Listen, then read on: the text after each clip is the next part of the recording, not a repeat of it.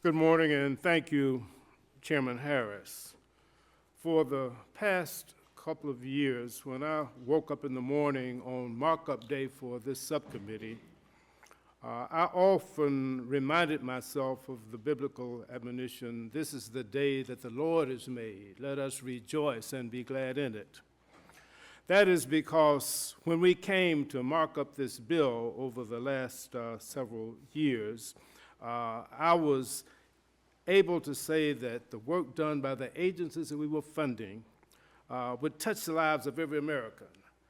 I often say that the bill helps to ensure that America has the highest quality, the safest, the most abundant, the most affordable food and fiber, the medicine and medical devices anywhere in the industrialized world.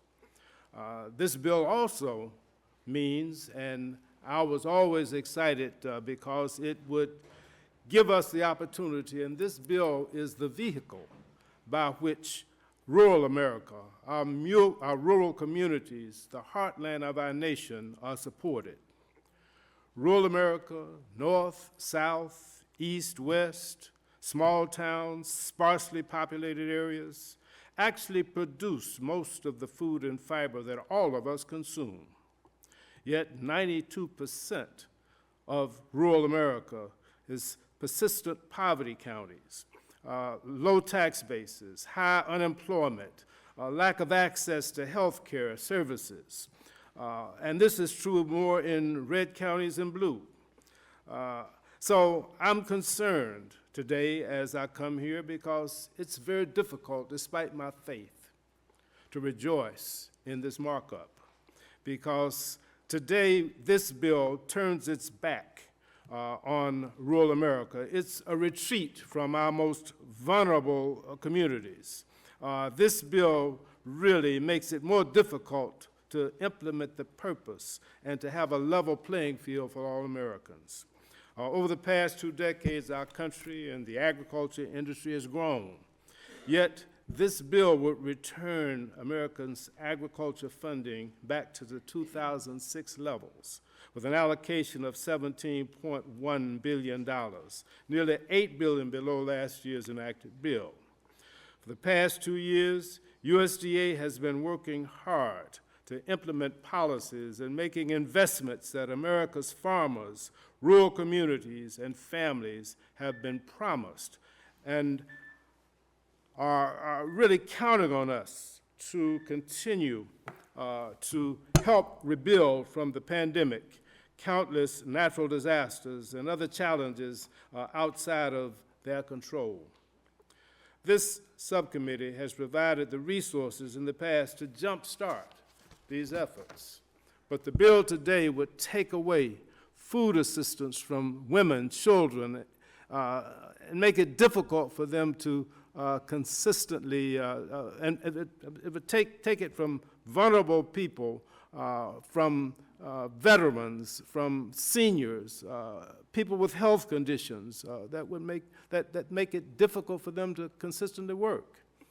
It calls for new work requirements for SNAP recipients, which exacerbates the cycle of poverty, particularly in rural communities. SNAP recipients who can work do work, yet those in rural community don't often earn enough to escape poverty, particularly those with limited job opportunities and for those whose employers cut their hours. America cannot thrive if Americans are hungry. And this bill affects 6 million of our fellow Americans who will lose SNAP benefits due to the increased work requirements.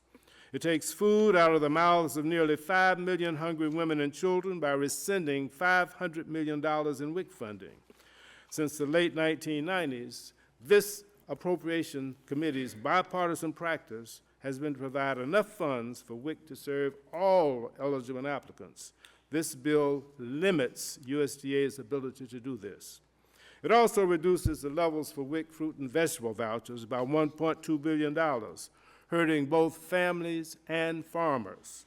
Nearly 4.6 million women and children would lose benefits in FY24. That's 4.6 million people that American farmers will not be able to feed, and $1.2 billion of lost revenue to farmers.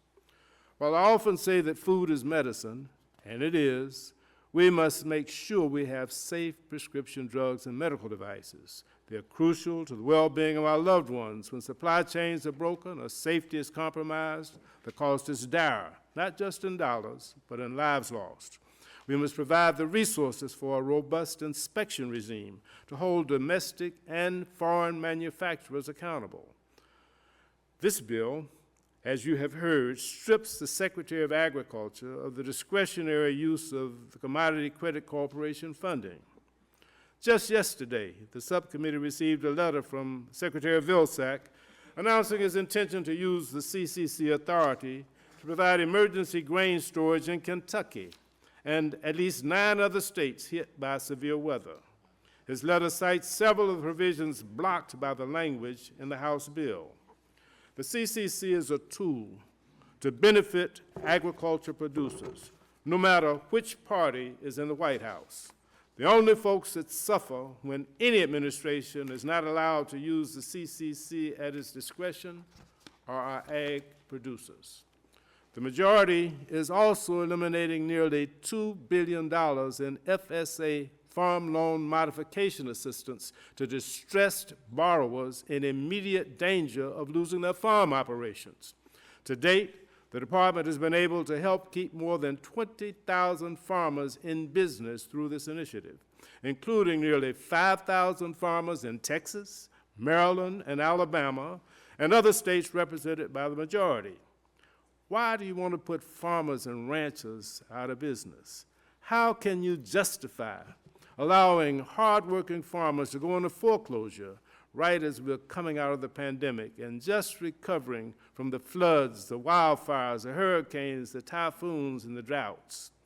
We cannot cynically retreat from rural America when Congress is the steadfast partner needed to help it grow. Rural America is the cornerstone of this country's agriculture industry. These communities rely on crucial infrastructure, from water and wastewater systems to high-speed internet. Yet these projects have huge upfront costs that their smaller tax base cannot bear alone. Community facilities grants are cut by this bill 90%, stopping the progress in bringing affordable health care to underserved rural communities. For example, this bill includes a 30% cut to rural water and waste disposal loans and a 36% cut to waste disposal grants. That's 325 projects for rural water and wastewater systems that will not happen. That is thousands of families not sure if they'll be able to turn on the spigot and get clean water to drink. The bill also eliminates funding for the Distressed Communities Program, which means hundreds of small local governments will not be able to renovate their systems to meet EPA standards for getting arsenic and lead out of the drinking water.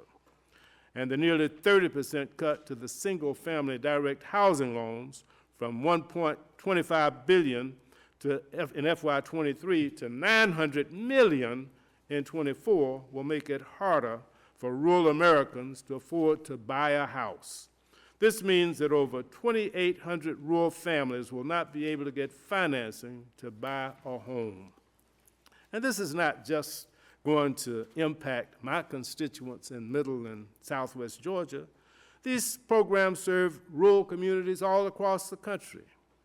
Maryland received $23.4 million in rural water grants and loans. Alabama received $26.2 million. Iowa received $133.8 million. Michigan, $144.1 million. Washington State, $32.9 million. Louisiana, $35.3 million. Virginia, $65.5 million. And California, $167.3 million. This bill also rescinds $500 million from the Renewable Energy for America program, the REAP program, just before the House Agriculture Committee begins drafting the Farm Bill. Farmers face high input costs, and the majority is limiting the reach of this program, which helps them lower their energy bills with the energy-efficient projects. Rural electric cooperatives across this country help close the gap in our power grid, stepping in to ensure rural communities have access to affordable energy. Over 900 rural electric cooperatives serve 42 million people across 48 states, including 92% of persistent poverty counties, those who can least afford to build and maintain this crucial infrastructure. Yet, this bill will slash $3.25 billion in funding for these nonprofit electric co-ops. This bill will directly result in a huge rate hike for the people these cooperatives serve. Why would you cut this funding as electric co-ops are just gearing up to use the program? Let me just talk a little bit about riders. This bill, as you have heard, reverses the 2023 FDA decision to permanently make mifepristone available over the counter. It infringes on women's rights to make their own decisions regarding their reproductive health choices. This blocks the rulemaking, all rulemaking with regard to the gypsy issue, small poultry producers who are getting killed by the large companies. No funds for critical race theory related work. What in the tarnation does critical race theory have to do with what we are doing here today? Absolutely nothing. It repeats, it blocks the Biden executive orders on diversity, equality, inclusion, and support for underserved communities that were designed to create equal opportunity for all Americans to access the USDA programs. USDA has a long and storied history of discrimination. It's unquestioned, yet this bill would undermine the efforts to try to equalize opportunity for access to everyone. This bill is also petty. It blocks funding for the Office of Communication of the Secretary of Agriculture because of a press release he put out on the debt limit. This is absolutely ridiculous. The bill should be a vehicle by which we help Americans from all walks of life. But what's here today before us does not meet the moment. Our farmers, our producers, our rural communities deserve a more reliable partner in this committee and in this Congress. Too much is at stake, from the food we eat to the medicine and the medical devices on which we rely on, the fiber and the materials that help clothe and build our country. Our national security. Americans deserve better. We can do better. We're better than this. The American people deserve better. It's my hope that we can come together in this committee between now and the end of this appropriations process, that we can sit down and reasonably look forward at how we can help the American people, not hurt them, how we can preserve and cause our rural communities to thrive. Never in this country should we be satisfied so that a child or a family or a small business that has its potential limited and its opportunities curtailed simply because it is located in an RFD zip code.